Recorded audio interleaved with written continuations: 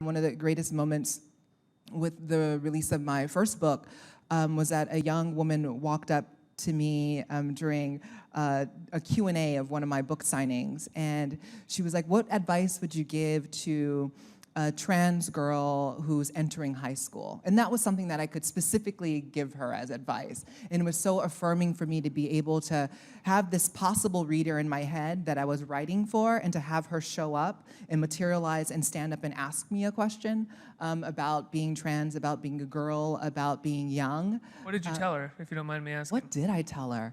I told her to surround herself with people who affirmed her and who nodded more than anything else, to ensure that you surrounded yourself with adults or peers who are able to advocate for you on days when it's hard for you to have to stand up and educate others or try to change other people's minds. You know, for me, when I was in the 10th grade, I had this social worker who was assigned to our school, and she went around, and my name wasn't legally changed at the time, and she went around and to every single class that I was in, and before I got there, and talked to each teacher for me. And she told them that I was a trans girl coming in, that my name appears this way, but she goes by Janet, and this is her name, so ensure that you call her by that.